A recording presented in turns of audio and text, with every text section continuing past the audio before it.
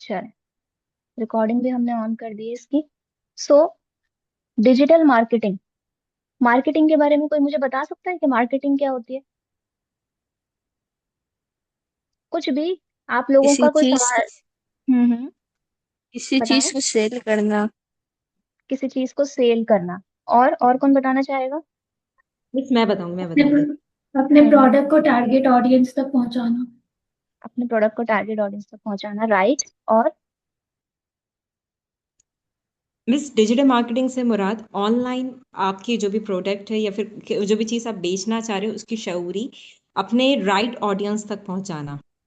Okay, ठीक है। अच्छा, वॉइस की मुझे आवाज नहीं आ रही बिल्कुल भी, कहाँ गायब है सारे?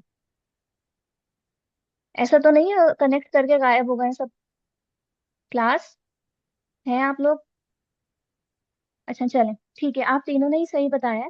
ठीक है, तो अब एक हम इसकी बेसिक डेफिनेशन के पॉइंट ऑफ व्यू से इसको समझ लेते हैं कि क्या होता है। मार्केटिंग बेसिकली स्टार्ट होती है रिसर्च से। तो हम इसको कहते हैं कि marketing is identify the need of the customer. Customer की नीड आइडेंटिफाई करने के लिए हमें क्या करना होता है? हमें रिसर्च करनी होती है। ओके, कि मार्केट में क्या ट्रेंड पे है, जो हम प्रोडक्ट या सर्विसेज हम ऑफर करना चाह रहे हैं वो दूसरे लोग किस तरीके से ऑफर कर रहे हैं, और हम क्या उसमें बेटर कर सकते हैं, और उसे किस तरह से मार्केट कर सकते हैं, उसको कौन लोग खरीदते हैं, किस तरह के लोग हैं, जो किस एज ग्रुप के लोग उसको खरीदेंगे, ठीक है, किस इनकम क्लास के लोग उसको खरीदेंगे, किस एरिया के लोग उसको परचेज करेंगे और क्यों। ठीक है, so basically identify the need of the customer, यानी कि मार्केटिंग स्टार्ट किससे होती है? हमारी रिसर्च से।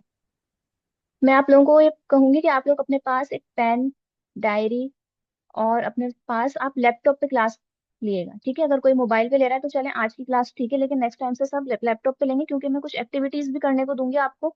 तो वो आप लोग एक्टिविटीज भी परफॉर्म करेंगे तो वो लैपटॉप पे होगी। ठीक है, क्लियर है? Okay. Okay, so first part हो गया है मार्केटिंग का, आइडेंटिफाई। अभी हम सिर्फ मार्केटिंग की बात कर रहे हैं, डिजिटल की नहीं। ठीक है, identify the need of the customer. ठीक है, and fulfil it with the right product at the right time and at the right place.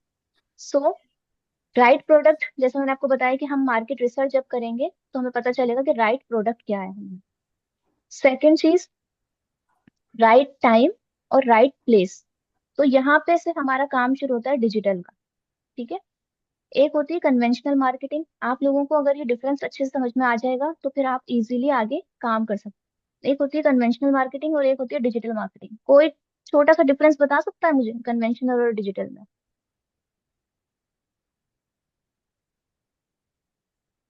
कहाँ गई सारी क्लास?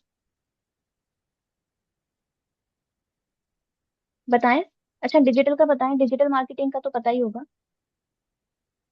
डिजिटल एज में रह रहे हैं, सब यूज कर रहे हैं digital platforms. Yes miss, conventional की मीनिंग तो नहीं पता मिस, लेकिन डिजिटल मार्केटिंग का ये है कि ऑनलाइन मार्केटिंग करना, शऊरी पहुंचाना अपने जो भी चीज आप जिसका मार्केट करना चाह रहे हैं। राइट, देखें। कन्वेंशनल मतलब जो हम ऑफलाइन मोड पर मार्केटिंग कर रहे थे, जैसे पैम्फलेट्स वगैरह दे, या वो न्यूज़पेपर पे हमने एडवर्टाइजमेंट चला दिया, कुछ इस तरह। सही, जी जी बिल्कुल। कन्वेंशनल मार्केटिंग ओ वो होती है जो नॉन डिजिटल है। ठीक है, यानी कि या मिस, ट्रेडिशनल कहेंगे। जी। मतलब ये ट्रेडिशनल मार्केटिंग और conventional market both are same. जी, both are same. I see, okay. Okay, so हमारे पास जो कन्वेंशनल मार्केटिंग होती है उसके अंदर दो मोड होते हैं। ठीक है, दो मोड कौन से होते हैं? एक हमारे पास होता है प्रिंट मीडिया, और एक होता है हमारे पास इलेक्ट्रॉनिक मीडिया। ठीक है, और ये थर्ड इमर्जिंग मीडिया है हमारा, डिजिटल मीडिया। इमर्जिंग तो आप नहीं कहेंगे, और बहुत ज्यादा स्टेब्लिश हो गया है अब तो। ठीक है, सो जो हमारे पास प्रिंट मीडिया होता था उसमें हमारे पास books, magazine, newspaper, flyers, billboards, आपने पैनाफ्लेक्स लगे हुए देखे होंगे, इवन के वॉल चॉकिंग, ये सारी चीजें हमारे पास किस में आती थी? प्रिंट मीडिया के अंदर। उसके बाद जब टेलीविजन और रेडियो आ गया तो हमारे पास ये इलेक्ट्रॉनिक मीडिया कहलाता है। ठीक है, जो हम एफएम के थ्रू अगर कोई मार्केटिंग कर रहे हैं, या रेडियो के थ्रू कोई मार्केटिंग कर रहे हैं, या टेलीविजन के थ्रू हम एड्स चला रहे हैं, टीवी से अभी भी चलते हैं। ठीक है, सो ये सारे हमारे क्या हो गए? कन्वेंशनल मीडिया हो गया। और जो हमारा डिजिटल मीडिया है, यानी कि हमारे पास डिजिटल मीडिया में दो मोड होते हैं जिसपे हम मोस्टली मार्केटिंग कर रहे होते हैं, क्योंकि मैं ओवरऑल डिजिटल में आपको नहीं बताऊंगी, मैं सिर्फ इतना बताऊंगी कि मार्केटिंग किन प्लेटफॉर्म से करते हैं हम लोग। तो हमारे पास डिजिटल में दो प्लेटफॉर्म्स होते हैं, एक होता है सोशल मीडिया प्लेटफॉर्म, ठीक है, और दूसरे होते हैं सर्च इंजन। और अब सर्च इंजन्स की एक एक्सटेंशन बन गई है जनरेटिव इंजन्स, यानी कि जो एआई इंजन्स होते हैं हमारे। ठीक है, क्लियर है? ये सारी चीजें यस। आपने नोट करनी है। यस। तो सोशल मीडिया में कौन कौन से प्लेटफॉर्म्स आते हैं हमारे पास? मतलब इंस्टाग्राम, फेसबुक। फेसबुक, ये सारे आते हैं। राइट। ठीक है, देखिए प्लेटफॉर्म्स बहुत सारे हैं हमारे पास। अगर आप लोग इसकी बेसिक को अंडरस्टैंड कर लेंगे ना, तो आपको कोई भी प्लेटफॉर्म को डिफरेंशिएट करना इजी रहेगा कि ये सर्च इंजन है, ये जनरेटिव इंजन है, या फिर ये सोशल मीडिया है। हर वो प्लेटफॉर्म जहाँ पे आप टू वे कम्युनिकेशन कर सकें, यानी कि आपने कुछ पोस्ट किया है तो वहां पे लोग उस पे रिएक्शन दे सकते हैं, उस पे कमेंट कर सकते हैं, उसको शेयर कर सकते हैं, यानी कि टू वे कम्युनिकेशन, चैट पे बात कर सकते हैं आपसे।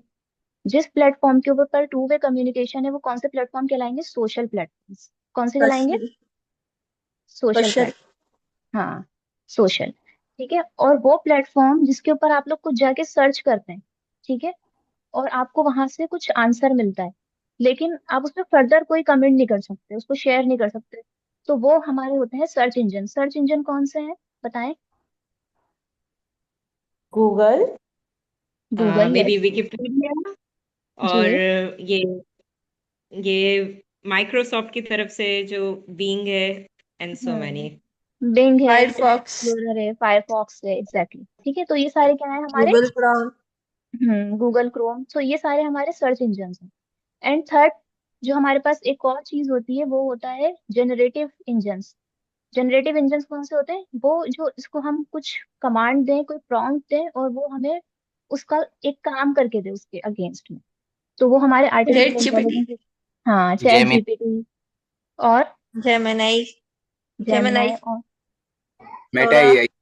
मेटा एआई, को पायलट, और उसके अलावा बहुत सारे। ठीक है, जब हम कंटेंट क्रिएशन वाला काम एक्चुअल करेंगे तो फिर आप लोगों को मैं दिखाऊंगी कि कितने सारे प्लेटफॉर्म्स होते हैं, और हर एक प्लेटफॉर्म अपना एक नीश है, लेकिन ये जनरल है। जैसे कि आप लोगों ने चार मेजर है हमारे पास: जेमिनाई, को पायलट, मेटा एआई और चैट जीपीटी। ठीक है, ये मेजर है और ये ज्यादा लोग यूज कर रहे हैं। क्लियर है यहाँ तक? कन्वेंशनल मीडिया और digital media, and digital media में भी social, search engine and generative engine. Clear है सबको? जी। Yes. Okay, so next slide पे आते हैं। अच्छा, ये आप लोगों की क्लास का रोड मैप है तो इसको हम स्किप कर रहे हैं। ओके, सो ये चीज आपको मैंने भी बताई कि ट्रेडिशनल और डिजिटल मार्केटिंग के हमें क्या बेनिफिट है, और हर चीज के बेनिफिट्स होते हैं, यानी कि प्रॉज एंड कॉन्स होते हैं। जो वोकेबलरी मैं यूज कर रही हूँ आप लोग उस वोकेबलरी को याद रखेंगे, नोट करेंगे, क्योंकि हर एक फील्ड की अपनी एक वोकेबलरी होती है।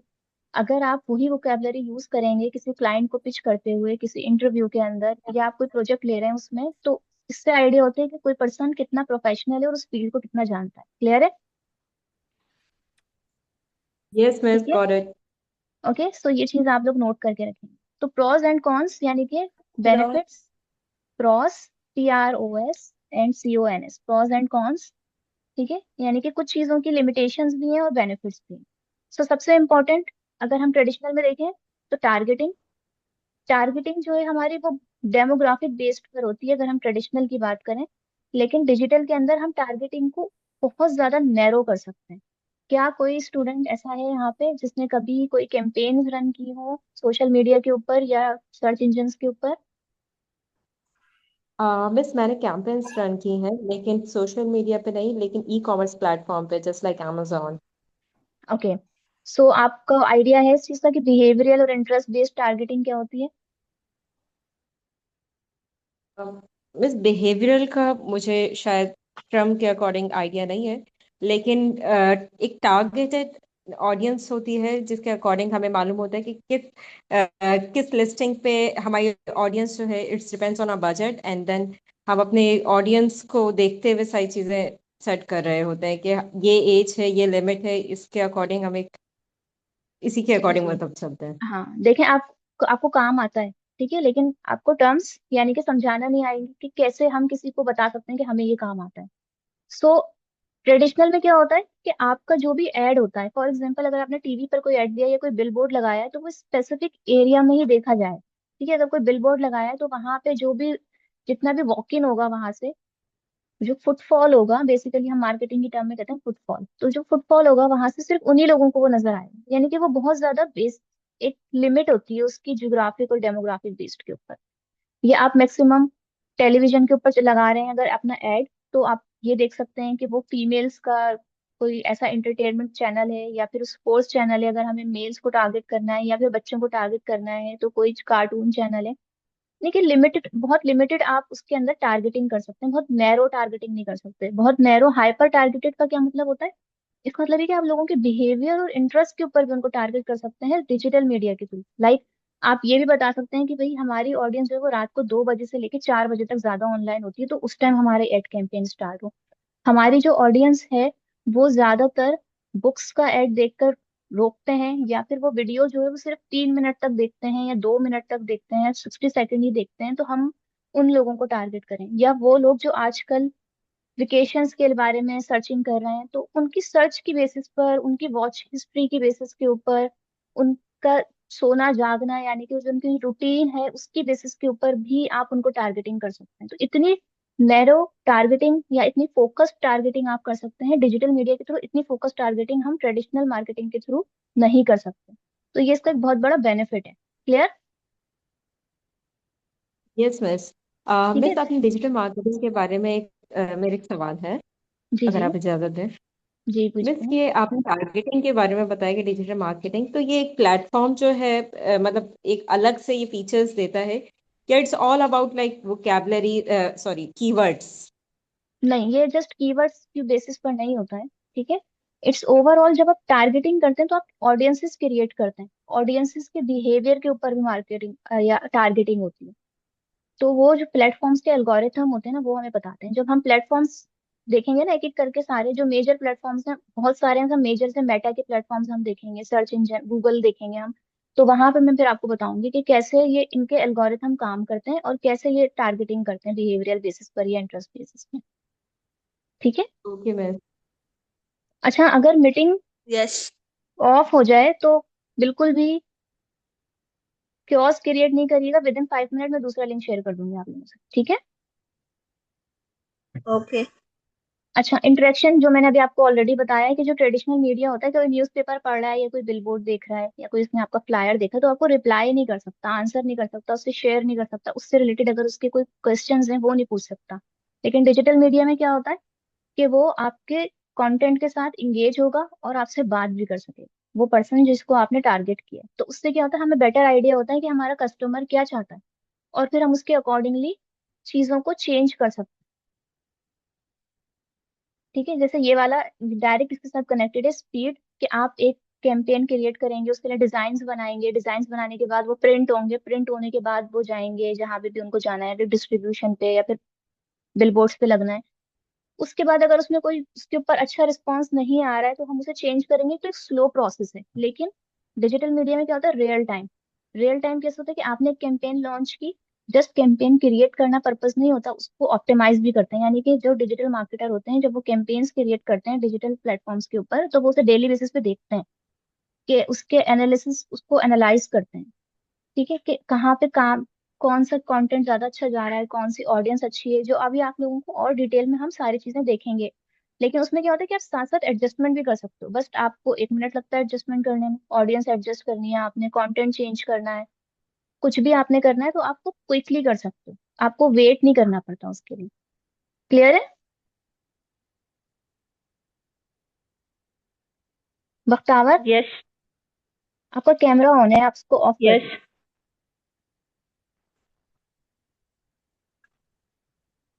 ओके। अच्छा, third point is measurement. Like again, आप जब हम प्रिंट मीडिया या इलेक्ट्रॉनिक मीडिया पे जाते हैं तो ऑल्दो कि हमें टीआरपी पता चल जाती है इलेक्ट्रॉनिक मीडिया पे, और हमें फुटफॉल पता होता है कि हमने किस जगह पे कोई बोर्ड लगाया है तो यहाँ पे फुटफॉल कितना है, बट इतना प्रिसाइज हम एस्टिमेट नहीं कर पाते हैं जितना प्रिसाइज हम डिजिटल मीडिया पे कर लेते हैं। यानी कि फॉर एग्जाम्पल कि हमें कितने लोगों ने देखा, कितनी देर तक देखा। ठीक है, यानी कि ड्यूरेशन भी बता सकता है कि 2 मिनट देखा है लोगों ने, 30 सेकंड तक देखा है आपका एड, इतने लोगों ने क्लिक किया, इतने लोगों ने इसको ओपन किया, कितने लोगों ने शेयर किया।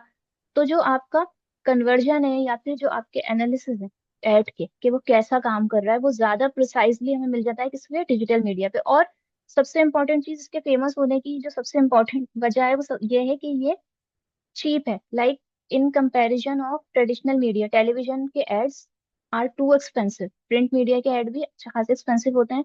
अगर आप न्यूज़पेपर में दे रहे हैं एड या बिलबोर्ड्स लगा रहे हैं, और उसके कंपैरिजन में अगर हम डिजिटल मीडिया के एड्स देखें तो उसके कंपैरिजन में वो बहुत लो कॉस्ट होते हैं। तो ये भी एक वजह है कि जो हमारे लो स्केल बिजनेस होते हैं या स्टार्टअप्स होते हैं वो इजीली डिजिटल मार्केटिंग को पिक कर लेते हैं, और उसके फेमस होने का रीजन भी है। ये वाली स्लाइड में जितना भी हमने पढ़ा है क्लियर है सबको? Yes miss, clear. अच्छा, कितने स्टूडेंट्स हैं इस वक्त ऑनलाइन? क्योंकि सिर्फ 2-3 की आवाज आ रही है मुझे। मैं ऑनलाइन हूँ। हाँ, जी ऑनलाइन तो बिल्कुल बहुत सारे ऑनलाइन है स्टूडेंट्स। और everything is clear, thank you. आपका हटा के 7 है। अच्छा, चलें, सही है। यानी कि 7 स्टूडेंट्स हैं, तो मुझे सबकी आवाज भी आनी चाहिए, 7 के 7 स्टूडेंट्स की। जी जी। जी जी। Okay okay. सो अब हम देखते हैं कस्टमर फनल। लाइक, सबसे पहले आपने डिसाइड करना होता है कि आप क्या प्रोडक्ट और क्या मार्क सर्विस जो है वो मार्केट करना चाह रहे हैं। आपका प्रोडक्ट क्या होगा, आपकी सर्विस क्या होगी।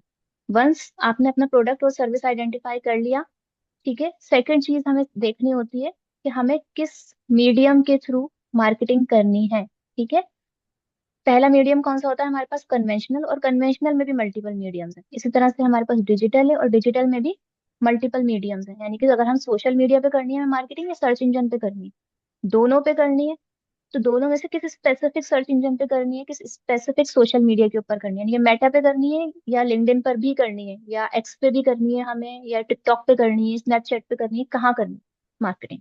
सो इसको हम कहते हैं मीडिया। ठीक है, मीडिया क्या है, मीडिया प्लूरल है, इसका सिंगुलर होता है मीडियम। तो आपने वंस डिसाइड किया आपका प्रोडक्ट क्या है, आपकी सर्विस क्या है, सेकंड आपने डिसाइड किया कि किस मीडियम के थ्रू आपको मार्केटिंग करनी है, कन्वेंशनल या डिजिटल। और अगर डिजिटल हम सेलेक्ट कर रहे हैं तो सर्च इंजन, या फिर हमारे सोशल मीडिया प्लेटफॉर्म्स, और फिर उसमें से भी हम फर्दर डिसाइड करते हैं कि किस मीडियम के थ्रू हमें मार्केटिंग करनी है। द थर्ड इज कि अब मिस, हमने जब, जी, डिजिटल मार्केटिंग है या दूसरा वाला अच्छा मीडियम है? ये डिपेंड करेगा ना, देखें आपका प्रोडक्ट क्या है। ठीक है, आपका अच्छा। प्रोडक्ट क्या है ये डिपेंड करेगा उसके ऊपर। अगर मैं आपसे कहूँ कि आप लोगों की एक कॉफी शॉप है, तो उसके लिए कौन सा मीडियम अच्छा होगा, डिजिटल मीडियम या फिर कन्वेंशनल मीडियम? कॉफी का एक कैफे होगा आप। कन्वेंशनल। हम्म। फर्स्ट वाला है मेरे। कन्वेंशनल। यस। मैम डिजिटल भी हो सकता है, क्योंकि रील्स वगैरह से भी कस्टमर्स हम ले सकते हैं, अपनी रील्स एग्जैक्टली वगैरह exactly. बनाकर। डिजिटल जितने होगा ज्यादा लोग एस्थेटिक एनवायरनमेंट देख रहे होते हैं, वाइब चेक कर रहे होते हैं, सबको लग रहा होता है हाँ ये अच्छा है, यहाँ विजिट करना चाहिए। जैसे अभी आजकल उसका हो रहा है ना, रानी बिरयानी। किसका? 10 नंबरी का, इंस्टाग्राम पे 10 नंबरी का इतना फेमस हुआ है। सही। अच्छा, यस, सही कह रही हैं चलिए, आप। तो सही आंसर हमारा ये होना चाहिए कि हम कॉम्बिनेशन ऑफ मीडिया यूज करेंगे। ठीक है, मार्केटिंग का कोई भी प्लेटफॉर्म यूजलेस नहीं होता है। आपको एक मार्केटिंग का रूल होता है जिसे हम कहते हैं रूल ऑफ 7। ठीक है, अगर हम किसी भी चीज के बारे में किसी भी कस्टमर को 7 बार बताएंगे, यानी कि आप जरूरी नहीं कि सेम ऐड बनाएं, सेम बात कहें, लेकिन उसका जो एक अंडरलाइन मैसेज होता है ना वो सेम रहे। ठीक है, अंडरलाइन मैसेज सेम होता है, फिर आप उसको अलग अलग तरीकों से लोगों को बताएं, और 7 जगह से जब हम उन्हें टारगेट करते हैं तो डिसीजन मेकिंग के प्रोसेस में उन्हें वो बात कहीं ना कहीं याद रहती है। तो इसको हम कहते हैं ओमनी मार्केटिंग या 360 मार्केटिंग। तो मार्केटिंग के अंदर एक चैनल यूज नहीं होता। ठीक है, आप कहेंगे हम मल्टीपल चैनल यूज करेंगे। आप अगर आप अपने एरिया में कॉफी कैफे खोलेंगे तो सबसे पहले तो आप बाहर बोर्ड लगाएंगे अपने कॉफी शॉप के, तो वो भी तो एक मार्केटिंग ही है। क्लियर? उसके बाद अब अपने आसपास के लोगों को, या शॉप्स कीपर हैं, या जो आपके इर्द गिर्द स्कूल कॉलेज है, या जो घर है, अगर तो आप उन्हें कुछ ना कुछ बताएंगे, कुछ कूपन डिस्ट्रीब्यूट कर दें कि आप आए विजिट करें, कुछ भी इस तरह की चीज करेंगे। और फिर थोड़ा सा ब्रॉड करने के लिए उसे सोशल मीडिया इंस्टाग्राम के ऊपर भी प्रमोट करेंगे, रील्स बना के, और सब उनको दिखा के कि हमारा एम्बियंस कितना अच्छा है, लोगों के रिव्यूज कैसे हैं।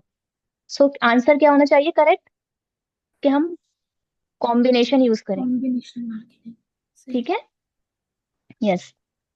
सो वंस हमने डिसाइड कर लिया कि हमारा प्रोडक्ट सर्विस क्या है, सेकंड हमने डिसाइड कर लिया कि हम कौन सा मीडियम यूज करेंगे, क्योंकि हम कस्टमर भी डिसाइड कर लिया हमने कि हमारा कस्टमर किस एज ग्रुप से का होगा, ठीक है, और किस तरह की इनकम क्लास से उनका लिंक होगा। इनकम क्लास पता है आप लोगों को क्या होती है? जी। यस। ठीक है, क्या कितनी क्लासेस होती हैं बताएं? मिस एक lower class, below middle class, upper class, millionaire. Millionaire class होती है, अपर क्लास होती है, मिडिल क्लास होती है, यस, और लोअर क्लास, लोअर क्लास होती है, और average class. Upper lower class होती है, ठीक है, अगर हम बॉटम से स्टार्ट करें तो लोअर क्लास होती है। उसके बाद हमारी मिडिल क्लास होती है, मिडिल क्लास में भी 3 लेयर्स होती हैं, लोअर मिडिल, मिडिल मिडिल और अपर मिडिल क्लास। उसके बाद हमारी अपर क्लास होती है, और फिर एक हमारी इलीट क्लास होती है, और फिर एक रॉयल क्लास होती है। ठीक है, लोअर मिडिल और अपर क्लास तो आप लोगों को समझ में आता होगा। ठीक है, लोअर क्लास वो जो अपनी बेसिक नीड भी मुश्किल से पूरी कर पाते हैं। लोअर मिडिल क्लास जो सिंपल सी जॉब्स करते हैं, हैंड टू माउथ उनकी इनकम होती है। ठीक है, मिडिल मिडिल क्लास वो लोग होते हैं या तो जो बहुत अच्छी पोजीशन के ऊपर जॉब कर रहे हैं, या फिर उनका कोई छोटा अपना स्टार्टअप या बिजनेस है। अपर क्लास जो बड़े बिजनेसमैन है। ठीक है, इलीट क्लास होते हैं